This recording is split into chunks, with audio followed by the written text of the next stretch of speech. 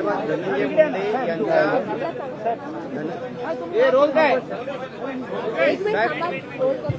झाले रोल झाले सगळ्यांनी साहेब आज बोला ना. धनंजय मुंडे यांचा राजीनामा घेण्यात आला. 90 दिवसानंतर हा राजीनामा झालाय. दोनच ठीक आहे, बघूया. मला असं वाटतं की धनंजय मुंडे यांच्या राजीनाम्याबद्दल जे काय बोलायचं होतं ते सगळ्या माझ्या आमदारांनी म्हणजे शिवसेनेच्या आमदारांनी सुद्धा आणि काँग्रेस राष्ट्रवादीच्या आमदारांनी बोलून झालेला आहे. प्रश्न हा सर्वांना पडलेला आहे तो की जे काही व्हिडिओ किंवा फोटो काल आले हे आधी सरकारकडे आले होते की नव्हते हा एक महत्त्वाचा प्रश्न आहे. त्यानिमित्ताने सुद्धा बरीचशी चर्चा आपल्या माध्यमावरती झालेली आहे. मी आता हा आजचा पहिला दिवस झालेला आहे या राजीनाम्याचा आणि एकूणच चर्चेचा. हळूहळू आणखीन विषय पुढे पुढे येत जातील. रोजच तसं पाहिलं तर काही ना काहीतरी भानगडी बाहेर येत आहेत. मला असं वाटतं की मुख्यमंत्री जर पारदर्शी कारभार करत असतील तर त्यांचं स्वागत आहे, पण पारदर्शीपणाने कारभार करताना त्यांचे हात कोणी बांधतायत का हा सुद्धा एक प्रश्न आहे. महाराष्ट्राच्या जनतेला आता या सगळ्याचा वीट आलेला आहे, कंटाळा आलेला आहे. त्यांना त्यांच्या व्यथा सोडवणारं सरकार पाहिजे. एकमेकाच्या व्यथांना पांघरून घालणारं सरकार हे महाराष्ट्राच्या जनतेला नको आहे. आणि आमची सुद्धा हीच अपेक्षा आहे की विरोधी पक्ष म्हणून आम्ही नेमके कोणाचे विरोधी आहोत तर या समस्येच्या विरोधी आहोत. तर चांगलं राज्य घडवण्यासाठी सगळ्यांनी आपापल्या जबाबदाऱ्या पार पाडल्या पाहिजे. तुम्ही स्वतःही मुख्यमंत्री होतात. मुख्यमंत्र्यांकडे हे फोटो खूप आधीपासून आले होते आणि ते दाबून ठेवले गेले असं तुम्हाला वाटतंय का? जी समाज माध्यमांवर आणि माध्यमांमध्ये चर्चा आहे त्यात तुम्हाला काय तथ्य वाटतं? आता या प्रश्नाचं उत्तर स्वतः मुख्यमंत्र्यांनी द्यायला पाहिजे, कारण ते स्वतः गृहमंत्री पण आहेत. आपला प्रश्न जो आहे तो अतिशय योग्य आहे की 2-3 म्हणजे डिसेंबरपासून ही घटना गाजते. राजीनाम्याची मागणी. बरं, आज धनंजय मुंडे यांनी जो राजीनामा दिलेला आहे त्यांनी स्वतः कारण दिले त्यांच्या तब्येतीचं. मी त्यांच्या तब्येतीबद्दल कोणते भाष्य करू इच्छित नाही, कारण कोणीही कोणाच्या तब्येतीबद्दल आणि प्रकृती अस्वास्थ्याबद्दल चेष्टा टवाळी करू नये. जशी त्यांनी म्हणजे आमच्यातले जे कोणी गेले त्यांनी माझ्या प्रकृतीबद्दल केली होती, पण मी एक संस्कार पाळणार आहे म्हणून मी कोणाच्याही तब्येतीबद्दल किंवा प्रकृती अस्वास्थ्याबद्दल अजिबात चेष्टा करणार नाही. मात्र नेमकं खरं कारण काय?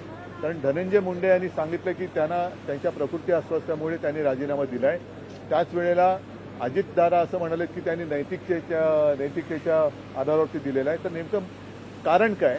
आणि जर का त्यांनी प्रकृती अस्वास्थ्यामुळे दिला असेल तर एवढे फोटो आणि व्हिडिओ बाहेर आल्यानंतर सुद्धा त्यांचा राजीनामा मग घेतला का गेला नाही याचं उत्तर सरकारने दिलं पाहिजे. देवेंद्र फडणवीस घेणार होते राजीनामा, आग्रही होते, पण धनंजय मुंडे राजीनामा द्यायला तयार नव्हते.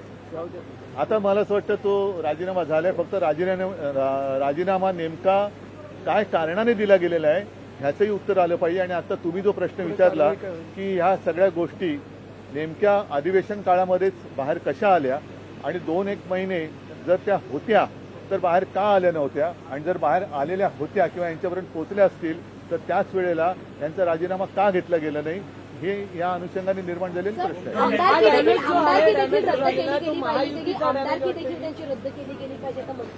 आणि त्याबरोबर खंडणीच्या कारणास्तव हा खून झाला होता आणि आता बघा धनंजय मुंडे यांच्या बंगल्यावर झाले असं समजतंय. तर सहआरोपी करावं का धनंजय मुंडे यांना? धस यांनी तशी मागणी केली. सुरेश म्हणूनच मी काय म्हटलं की 2-1 महिने या सरकारने तशी कोणती हालचाल केलेली नव्हती. हे आश्चर्यकारक आहे. आणि आता जी काय मागणी होते मग ती जनता आज तिकडे मराठवाड्यामध्ये उत्स्फूर्तपणाने काही ठिकाणी बंद होत आहेत. तर जनतेची जी जनप्रक्षोभ आहे तो होऊ द्यायचा नसेल तर जनतेच्या भावनेचा आदर केला गेला पाहिजे. आणि नुसता राजीनामा नाही आणि केवळ एकाचाच नाही तर बाकी सुद्धा ज्या ज्या काही गोष्टी आता कानावर येत आहेत आणि घडतात आणि तुमच्याच माध्यमातून जनतेसमोर येत आहेत सरकारने त्याही बाबतीमध्ये हालचाल केली पाहिजे. कारण आता हे सरकार खूप मजबूत आहे. आताच वेळ आहे की महाराष्ट्रातनं ही गुंडागर्दी आणि भ्रष्टाचार मुक्त महाराष्ट्र करायचा असेल तर हीच वेळ आहे. नाहीतर मग आता लाडक्या बहिणीसारखी लाडका गुंड अशी योजना सरकार बदनाम झालं असं म्हणावं या घटनेमुळे. सरकारपेक्षा महाराष्ट्र बदनाम होतोय. बरं हा डॅमेज जो आहे तो अजित पवारांचा आहे की महायुतीचा हा संपूर्ण डॅमेज म्हणावा या प्रकरणानंतर या एकूण जी बदनामी होते ती सरकारची होते, पण त्याचबरोबरीने महाराष्ट्राची बदनामी होते आहे आणि महाराष्ट्राची बदनामी कोणत्या परिस्थितीत होता कामा नये हे महाराष्ट्रातल्या प्रत्येक नागरिकाचं मत आहे. क्या महाराष्ट्र के हालात उत्तर प्रदेश या बिहार जैसे हो गए हैं, जिस प्रकार से बरं ठीक आहे. नाही नाही पक्षाच्या वतीने विरोधी पक्षनेत्यासाठी अध्यक्षांकडे राष्ट्रवादी नावाची शिफारस करण्यात आलेली आहे. अनेक दिवसांपासून केव्हा शिफारस करणार मला तेच मी बोलायला आलो होतो, पण तुम्ही काय मला बोलूच देत नव्हता. आता तुमच्या समोर मी जो आत्ता आलेलो आहे ते हेच सांगायला आलेलो आहे की गेले काही दिवस सातत्याने एक प्रश्न विचारला जात होता की विरोधी पक्षनेते पदावरची दावा तुम्ही सांगणार आहात की नाही. आज शिवसेनेने विरोधी पक्षनेते पदावरती दावा केलेला आहे आणि साहजिकच आहे, काँग्रेस असो राष्ट्रवादी असो, महाविकास आघाडी म्हणून या पुढची वाटचाल जी आहे ती आम्ही एकत्र करणार आहोत. इतर सुद्धा ज्या काही गोष्टी आहेत त्याहीबद्दल आमची चर्चा सुरू देखील आहे आणि यापुढे सुद्धा चर्चा करून आम्ही एकत्रित निर्णय यापुढे घेत राहू. पण आज मात्र आम्ही विधानसभा अध्यक्षांकडे विधानसभेतल्या विरोधी पक्षनेते पदासाठी माननीय भास्करराव जाधव यांच्या नावाची मागणी केलेली आहे आणि आम्हाला खात्री आहे की लोकशाही मूल्यांचं पालन करून लवकरात लवकर याचा निर्णय होईल आणि येत्या बजेटपूर्वी, कारण बजेटमध्ये विरोधी पक्षनेते पद किंवा विरोधी पक्षनेता असायला पाहिजे जो जनतेच्या वतीने काही बोलू शकेल. तर आम्ही अपेक्षा अशी करतोय की मुख्यमंत्री ज्याप्रमाणे स्वच्छ कारभार करतायत, भ्रष्टाचार एक असेल, आता त्यांनी काल परवा सांगितलेलं आहे की कोणी जरी गुंड असला, आता केंद्रीय मंत्र्यांच्या मुलीची छेडछाड काढली गेली तर स्वतः मुख्यमंत्री बोललेत की कोणत्याही पक्षाचा असला तरी त्याला दया माया क्षमा दाखवली जाणार नाही. तर त्याच पद्धतीने त्याच नीतीला जागून याही बाबतीमध्ये लवकरात लवकर निर्णय होईल अशी आम्हाला विरोधी पक्षनेते पदाचा अडीच वर्षांचा नाही असा फॉर्म्युला वगैरे काही नाहीये आणि म्हणून मी म्हटलं की आम्ही एकत्रितपणाने पुढे जातो आहोत. बऱ्याच गोष्टी आहेत, जसं काही निवडणुका असतील काही असतील तर पुढे बघू नका. पण विधान परिषदेमध्ये काँग्रेस आग्रही आहे विरोधी नावाची पक्षासाठी. जोरदार मागणी होती विरोधी पक्षनेते पदासाठी आणि असं म्हटलं जात होतं की भाजपलाही ते नाव चालणार होतं. नेमकं काय घडलं की ज्याच्यामुळे त्यांना बॅकसीटवर बसायला भाजपला आधी त्याचं नाव चालणार होतं, आधी मला कळलं असतं बरं झालं असतं. म्हणजे घराणेशाहीला त्यांचा विरोध नाही हे मला कळलं असतं तर बरं झालं असतं. सर हिंदी में बता दीजिए, जिस प्रकार से महाराष्ट्र में धनंजय मुंडे का मामला आया, संतोष देशमुख का मामला आया, क्या महाराष्ट्र के हालात उत्तर प्रदेश या बिहार जैसे हो रहे हैं? एक जमाना जरूर था, कुछ भी अगर गलत होता तो बिहार और उत्तर प्रदेश का नाम लिया जाता था, लेकिन अब दोनों जगह पर या तीनों जगह पर बीजेपी शासित गवर्नमेंट है. किसके साथ किसकी बराबरी करेगी? और माना तो यही जाता है कि बिहार की हालत अब काफी सुधर गई है. यूपी में तो बुलडोजर राज चल रहा है, तो बदनाम महाराष्ट्र हो रहा है. और ये जो संस्कृति है और जिस तरीके से घटनाएं घट रही है तो घट रही है मतलब कोणाला वाटेल की घटतायत की काय, म्हणजे घडतायत तो हो रही है.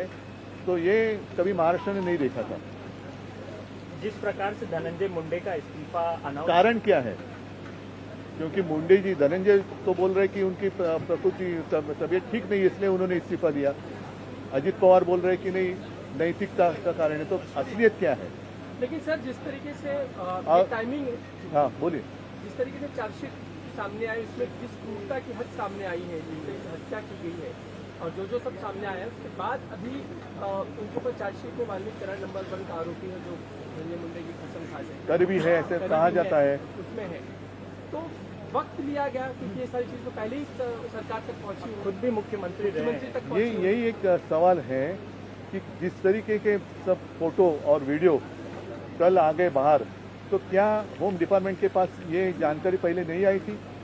अगर आई होगी तो क्यों इतने दिन लगाए? इतने दिन क्यों लगाए? और नहीं आई होगी तो क्या अपने होम डिपार्टमेंट की जो सिस्टम है तो वो तो नाकामयाबी उनकी है, नाकामयाबी फिर होम डिपार्टमेंट की है. तो ये सारी बातों का उत्तर गवर्नमेंट को देना होगा. औरंगजेब को लेकर के काफी विवाद हो रहा है. कल अबू आजमी ने बयान दिया कि औरंगजेब जो है वो उसके ऊपर काफी बहस हुई है और हम तो यही मानते हैं और यही चाहते हैं कि जो भी हमारे जो हम जिसको देवता मानते हैं, छत्रपति शिवाजी महाराज, छत्रपति संभाजी महाराज, उनके बारे में कोई भी कुछ भी गलत कहे तो उनको शासन होना चाहिए, उनको माफ नहीं करना चाहिए। एक अहम सवाल निलंबनाची मागणी केली आता. है, आप हर रोज नहीं बात करते हिंदी में, तो एक सवाल मैं जरूर लूंगा कि कई बार ऐसी चर्चाएं होती हैं, कई बार शिंदे गुट की तरफ से ये कहा जाता है कि आपके विधायक और एमपी जो है उनके संपर्क में है। रिसेंटली आपने एक बैठक भी की थी, तो क्या मातोश्री में एक बैठक की थी अपने तो MP मेरे के साथ? अपनी घर की बैठक है वो, सारे विधायक और विधायक तो अभी मेरे साथ ही है। तो क्या इसको लेकर के कितने विधायक जो हैं, क्या कोई जाने की संभावना है? क्या है? रिपब्लिक क्या किसने कुछ वो मैं उनको यही सलाह देना चाहता हूँ कि अपने वो खुद के विधायक बचा के रखे, क्योंकि जिस तरीके से उनकी हालात इस गवर्नमेंट ने करके रखी है तो वो खुद को संभालें। और बाद में वो जो गाना था ना एक पिक्चर में, सपने में आती है, फिर मेरे विधायक उनके सपने में आएंगे।